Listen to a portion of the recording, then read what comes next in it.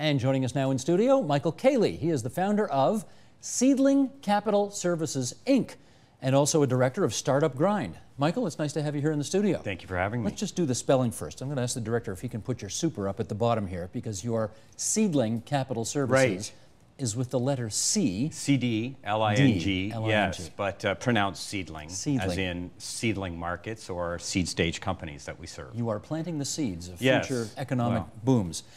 I want to start with this. Everybody is familiar with this case of this older woman who was on a bus in New York. She's bullied by a bunch of kids, and suddenly a guy in Toronto decides that she had a rough ride and she deserves to have a little vacation.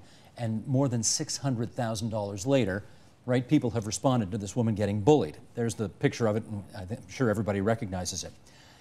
I want to talk about the platform that made this possible. He did it by using something called crowdfunding. What is that?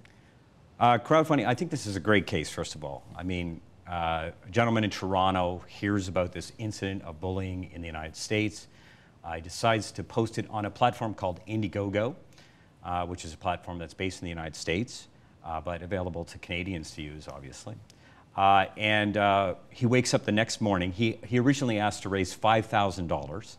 He wakes up the next morning and he's raised over $100,000. And as you've just shown, he's now raised over $655,000. Incredible. Right, incredible story. So there's a couple of things that are, it's important to make distinctions about what kinds of crowdfunding that we're talking about here. It's a broad conversation that's rapidly emerging.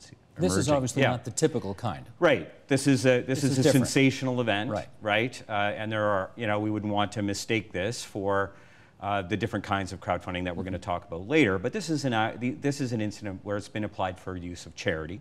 And there are many cases, and this is quite familiar from passing around the hat at church. So this is not something that's new, although we have a new buzzword. Right? And then there are other kinds of crowdfunding that have emerged, which are donations, not charitable donations, like you would make on a platform like Kickstarter.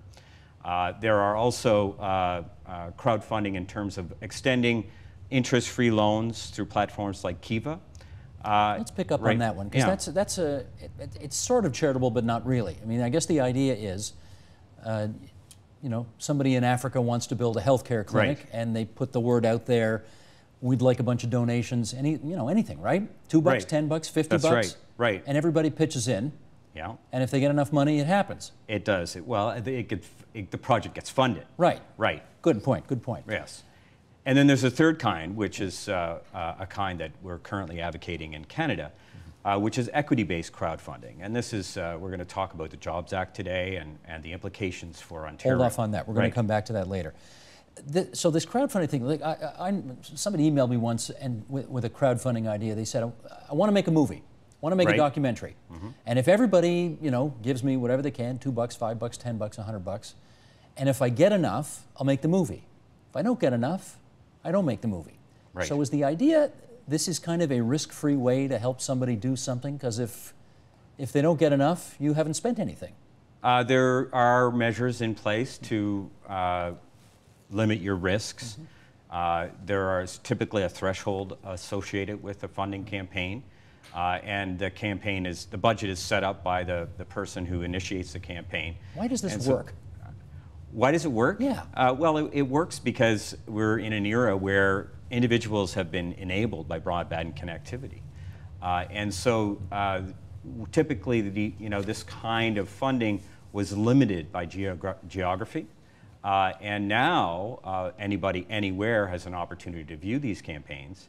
And so they're able to express their interest in supporting a particular movement. Anywhere in the world, too. That's right. The geographic limitations are relatively small. Huh. And the only reason that because I'm trying to figure out why does somebody respond to something where they don't know? This is not like your uncle or your cousin or something, or your brother or friend coming to you and saying, can you loan me some money to help me get something going? Chances are, you have no clue who the person is that you're sending the money to. And yet you do. Some people do. Well, you do in that your core constituency will typically be people who are first node connections, people who are close to you, your friends, your family. Those people are still going to be big supporters of your campaigns. You know, we live in an era now where the identity of a person is fairly easy to check out online. You know, and it's not as easy to escape your identity. So if you, you know, were going to perpetuate a fraud, it'd be very difficult to disappear in the same way that you could, you know, in a pre-broadband era. Right. Okay, you talked about the Jobs Act in the United States a moment ago, and let's follow up on that. Jobs being jumpstart our business startups. What is that? It's a piece of legislation that was advanced. Actually, there are two parts of it. The part that we'll talk about today is the crowdfunding part of it that was advanced by 3 entrepreneurs who had a funding problem, and they decided to try to change the laws as it applies to for startups to be able to seek funding over the internet. And over 460 days in the United States, they received bipartisan support, both the Congress and the Senate. And in April, the President of the United States signed the Jobs Act into law. And this is a radical shift in the funding environment for innovation in the United States.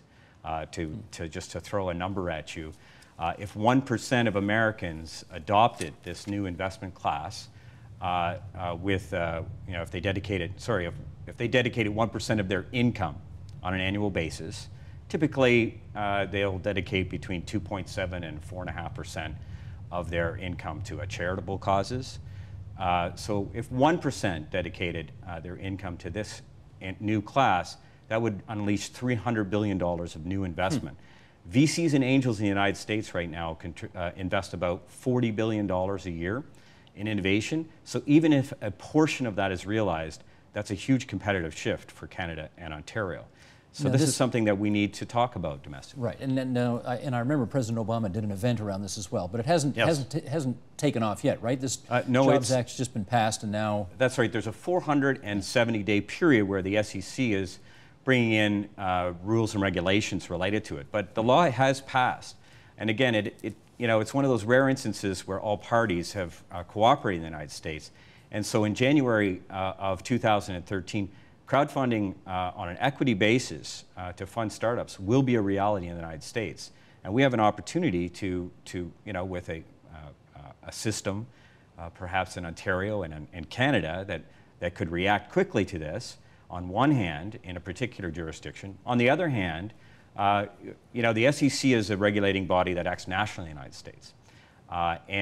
We have several regulators that operate on a provincial basis. Yeah. So we really need a coordinated effort to address this issue. Well, okay, well, we're not going to have a national securities regulator in this country anytime soon. However, having said that, you are part of an effort to bring this to the province of Ontario, are you not? Yes, I am. We have an event on January 16th where we're bringing one of the entrepreneurs who were instrumental. July, I think you mean. Oh, yes, July 16th. July 16th. Yes, we're bringing in Sherwood Neese, who is one of the co-founders of Startup Exemption, who led this movement in the United States.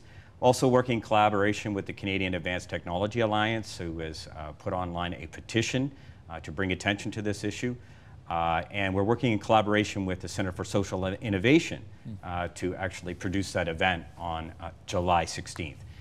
And people can learn more about that online. You got any political heavy hitters involved in this? Well, we are, on that day, we're visiting Office of the Premier, as well as representatives of the Minister of Finance and the Minister of Economic Development and Innovation. We're also visiting members of the OSC to brief them on the emergence of crowdfunding in the United States. Okay, so pretend you're in the Premier's office right now. Make the pitch. Make the pitch. Yeah. Premier McGuinty, you ought to get behind this because... Sir, this will create jobs. It's an opportunity for a job creation strategy that doesn't cost the government money. It just enables entrepreneurs. Just have to change the regulations and let us do our business. And changing regulations is not an easy thing, he will say. So how do you intend to light a fire under him? Well, I guess we need the support. One of the things that we're doing in conjunction with the event on July 16th right. Is operating an open RSVP, and we would really appreciate it if your viewers would go online and discover that and approach their MP and ask them what their position. Even if their position is, look, I'd like to learn more about crowdfunding, we'd like to know that so that we can get out there and brief them. Duncan Niederauer, boss of the NYSE Euronext, said that if this is properly done, it will become the future of how most small businesses are going to be financed. Is that over the top in your view? Well, there's a reason why Kickstarter's third-year anniversary was held at a pizza joint, because that pizza joint was funded by Kickstarter. So this is not a story about just charitable causes. I mean, this is a story about how TVO might be funded in part, right? This is a story about unleashing new sources of financing for many small businesses. And so it's a very, very important and a radical shift. It's a new, important, and radical shift because I want to make sure I'm clear. It opens the door to an equity position for millions more people than might have been the case in the past? So previously under the existing regulation, and certainly in Canada to this date, really investing is restricted to sophisticated or accredited investors. So, we can think of them as a 1%. Actually, in the United States, it's more like 87% of the people who do not qualify as accredited investors. So what you're doing is shifting the environment so that 100% of the population has the potential to invest in these kinds of startups. Who faces the biggest challenge with this crowdfunding idea? Is it the investor with limited information, or a business that's been sold off into tiny pieces to a global marketplace? Well, I think that, in Canada at least, we have a big tradition of having a wide retail stockholder base. And you can look at, for examples, where people and structures that have been assembled to cope with that kind of wide retail base. So I think that the second issue that you brought up is something that will be dealt with.